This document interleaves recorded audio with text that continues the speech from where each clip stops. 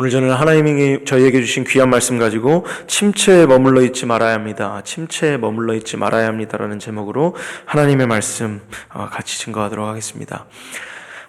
자녀를 키우거나 아이들을 가르치는 어른이라면 그 아이들이 홀로 설 수 있는 용기를 가져야 할 기로에 서게 되는 것 같습니다. 예를 들어 자전거를 배우고 있는 자녀와 부모를 생각해 보면 처음엔 자전거의 중심을 잡는 것이 익숙하지 않은 아이가 자전거에서 넘어지지 않도록 부모는 뒤에서 아이를 붙잡고 함께 뛰어가고는 합니다. 그러나 어느 정도 시기가 되면 그 자전거에서 부모는 손을 떼야 될 때가 있습니다. 보통 부모의 손을 떠난 자전거는 바로바로 넘어지긴 합니다. 얼마 가지 못하고 넘어지고 그리고 아이는 울기도 합니다. 그러나 그 넘어짐은 실패가 아닙니다. 넘어지고 뒤에서 정상적인 부모라면 이렇게 이야기할 겁니다. 일어나, 다시 한번 해보자. 그러면 그때 자녀가 이렇게 얘기할지도 모르겠습니다. 왜 그 손 놓았어? 내가 또 넘어지잖아 라고 짜증 부릴 수도 있겠습니다. 그러나 그때 부모는 웃는 얼굴로 잔말 말고 다시 일어나, 다시 한번 타보자 라고 이야기할지 모르겠습니다. 한 번, 두 번 쓰러지다 보면, 그렇게 아이가 넘어지다 보면 결국 자전거를 타게 됩니다. 부모의 손을 떠나고 넘어진 자녀들의 실패를 보고 어느 누구도 끝났다라고 이야기하지 않습니다. 부모가 자전거에서 손을 뗀 모습을 보면서 저 부모 저 자녀 버렸다라고 이야기하는 자들도 없습니다. 영적으로도 그렇습니다. 우리의 영원한 하나님 아버지가 우리에게 잠깐 느껴지지 않고 안 보인다 하여도 그리스도 안에 있는 자녀들은 결코 버려지지 않습니다. 부모가 손을 잠시 놓는 이유는 자녀가 자전거를 타게 함에 있는 것처럼 하나님도 잠시 손을 놓는 이유는 하나님의 자녀들이 자녀답게 살아가게 하기 위해서입니다. 오늘 본문에서 이사야 선지자는 이스라엘 백성들을 향해 맹렬한 경고와 진노를 선포합니다.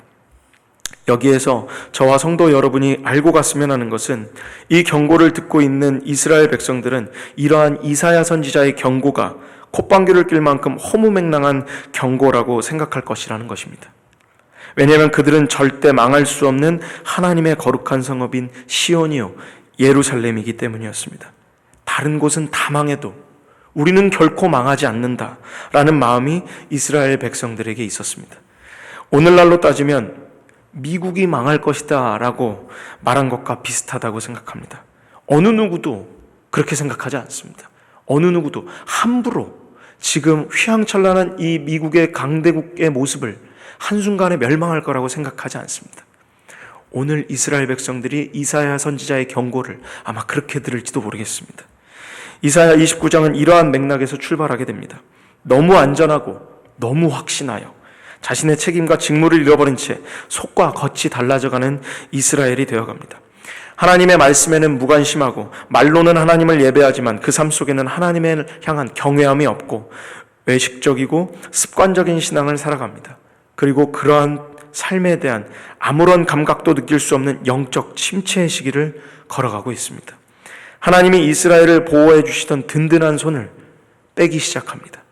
하지만 손을 빼는 이유는 그들을 살아가게 하기 위해서였다는 것을 오늘 우리가 기억해야 합니다. 이스라엘의 멸망과 넘어짐이 목표가 아니었습니다.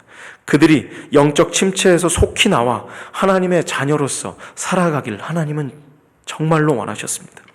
본문 29장 9절은 너희는 놀라고 놀라라 라는 말씀으로 출발합니다. 한글 성경으로는 놀라다라는 동일한 의미를 두 번 사용하여 강조한 것처럼 보이지만 원어로 보면 조금 더 풍성하게 이를 확인할 수가 있습니다. 첫 번째 놀라다로 사용된 원어는 한 자리에 서서 머물러 있거나 지체하는 뜻을 의미하고 있습니다. 두 번째 놀라다로 쓰인 이 단어의 원어를 보게 되면 간담이 서늘할 정도의 매우 놀라는 것을 의미합니다. 그러니까 29장 9절에 나온 놀라고 놀라다의 의미를 조금 더 풍성하게 풀어보면 핸드폰 보면서 운전하다가 눈앞에 8톤 트럭이 나타났을 때의 긴장감을 얘기를 합니다. 그만큼 소스라치게 놀라는 장면을 시작으로 이사야가 경고를 하고 있습니다. 긴박하고 긴급합니다. 멍하니 있을 때가 아니고 소스라치게 놀라 우리의 죄악에서 나오라는 경종을 시작으로 이사야 선지자는 이스라엘 백성들에게 경고하고 있습니다. 그리고 이렇게 계속해서 얘기합니다. 너희는 맹인이 되고 맹인이 되라. 그들의 취함이 포도주로 말미암음이 아니며 그들의 비틀거림이 독주로 말미암음이 아니니라. 맹인이 되고 취하고 비틀거렸지만 포도주와 독주로 인함이 아니라는 것은 세상의 쾌락에 의한 방종이 아니라 영적인 방황으로 인해 비틀거리고 중심 잡지 못하는 이스라엘을 이야기합니다. 마치 이제 막 자전거 페달을 밟는 아이와 같이 중심 잡지 못하는 것이 단순히 부모가 잡고 있지 않아서가 아니라 이들의 어떤 영적인 무지와 영적인 방황 속에서 나오는 비틀거림이었습니다. 본문 10절에는 하나님이 잠드는 영을 주시고 눈을 감기게 하시고 선지자와 지도자들을 덮으셨다는 것은 말씀을 주시는 것을 멈추셨다는 것이고 하나님의 성품과 하나님의 계획을 더 이상 계시하지 않겠다는 뜻입니다. 말씀이 어두워지는 시대, 말씀이 들리지 않는 시대만큼 깊은 영적의 어둠의 시기는 없습니다. 그전까지 분명 들리던 말씀이 들리지 않고 그전까지 충만한 예배의 감격이 사라진 것처럼 우리는 언제나 그러한 문제의 이유를 외부에서 찾을 때가 있습니다. 하지만 그러한 시기를 하나님이 허락하시는 이유는 가만히 침체하고 있다가 더 큰 사고가 나기 전에 하루빨리 그 침체에서 나오라고 이 시기를 허락하십니다. 하나님의 경고와 하나님의 진노의 궁극적인 목표는 우리의 실패와 넘어짐이 아닙니다. 우리는 하나님의 지혜와 공의이신 예수 그리스도로 경고는 훈계로 진노는 사랑으로 변하는 것을 압니다. 심판과 경고는 하나님의 궁극적인 목표가 아닙니다. 심판과 경고는 다시 살 수 있는 방향을 제시하는 희망의 메시지가 됩니다.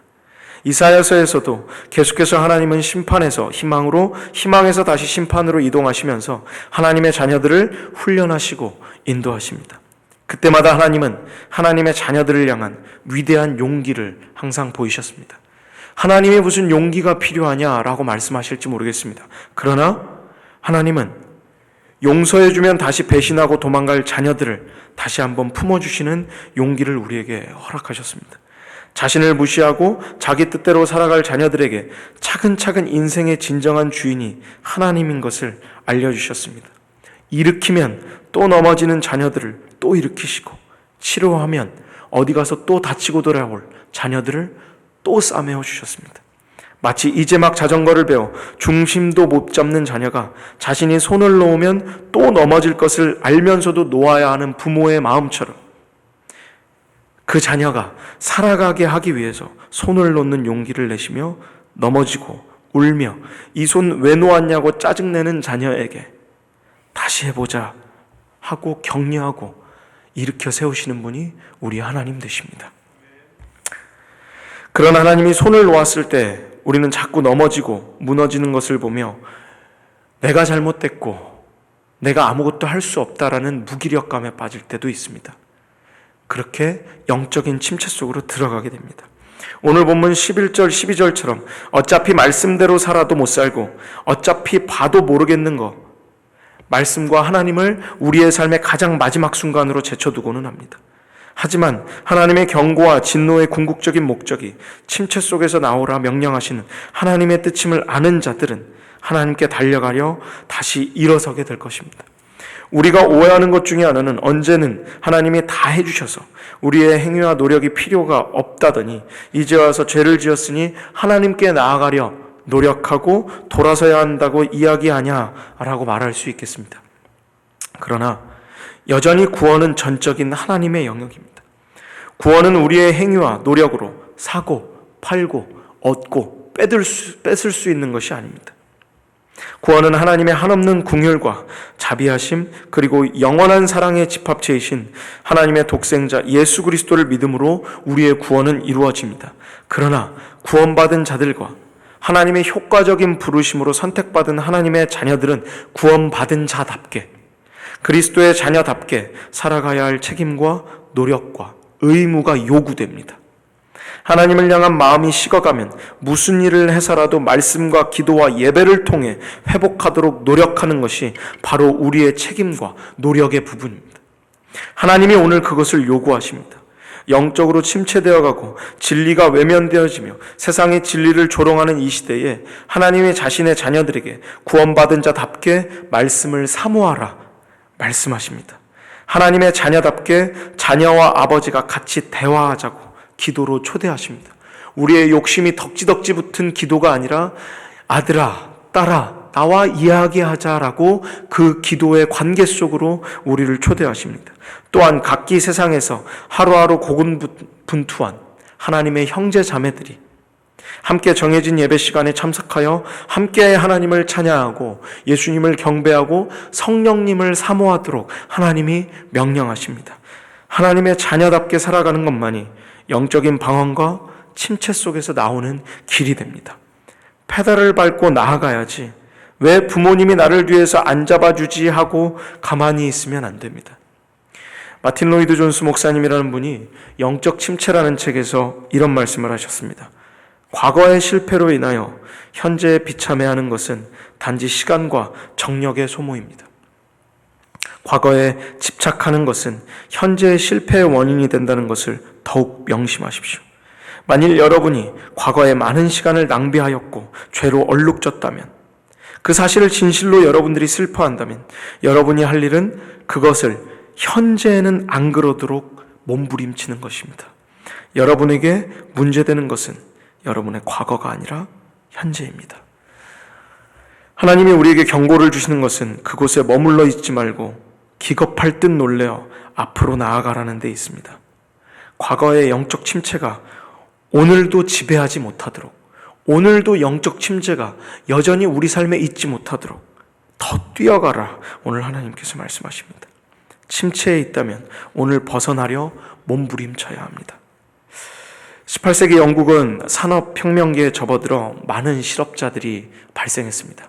거리에는 직장을 잃었고 그리고 노동의 자리를 잃어 낙심한 사람들이 들끓었습니다.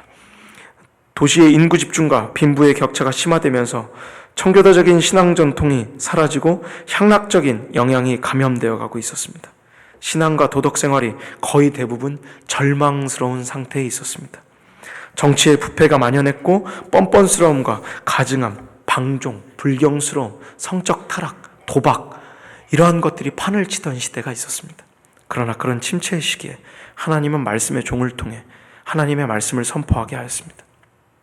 단순히 한 나라가 영적인 침체에 있는 것뿐만 아니라, 경제 침체에 있는 것뿐만 아니라 교육에도 침체가 있어. 교육에는 합리주의가 판을 치게 돼요. 생각을 많이 하고 그리고 사변적인 사람일수록 진리에서 멀어져야 된다는 가르침도 팽배했던 시절이었습니다. 근데 그 시기를 하나님께서 치유한 방법은 하나님의 말씀이었습니다. 하나님의 종들을 일으켜 세우시고 하나님의 말씀을 선포하게 하여서 조지 필드와 존 웨슬리와 같은 기라성과 같은 설교자들 아래서 하나님은 영적 부흥운동을 일으키셨습니다. 그리고 그 영적 부흥운동은 중산층과 하층민 그리고 수천 명들에게 영향을 주었고 상류층들에게까지 급속히 확장이 되어 영적 부흥은 그 당시 영국의 사상과 삶을 보다 높은 도덕성과 그리고 더 높은 영적 신앙으로 나아가게 만들었습니다. 침체의 시기를 돌파하면 부흥이 옵니다. 영적인 침체의 터널을 지나가면 부흥이 옵니다. 하나님은 우리를 경고와 심판으로 인도하시는 분이 아니라 경고와 심판을 통해 침체의 시기를 돌파하는 마음과 의지를 주며 부흥을 갈망하게 할 줄로 믿습니다. 홀로 그 시기를 돌파할 힘이 없을 때 하나님은 항상 교회를 통해 우리의 영혼을 깨우셨습니다. 하나님께서 저와 여러분에게 남가주 사랑의 교회를 허락해 주셔서 단 한순간도 침체에 있지 않도록 우리를 가만 내버려 두지 않습니다. 이 교회가 하나님의 그 마음을 알아 계속해서 훈련시키고 계속해서 예배 자리로 초대하며 계속해서 우리에게 영적인 각성을 도전합니다. 이번 주에 우리에게 영적 각성 집회가 있습니다. 집회를 통해서 나오는 말씀을 통해 오늘 본문의 경고처럼 영혼 없는 신앙이 아닌 뜨거운 사랑으로 하나님을 사랑하고 마음이 없는 예배가 아닌 뜨거운 마음으로 하나님을 예배하게 되는, 그래서 하나님을 사랑하고 예수님을 예배하는 영적 부흥의 바람이 다시 샘솟는 이번 한 주와 오늘 하루 되시기를 간절히 기도하겠습니다.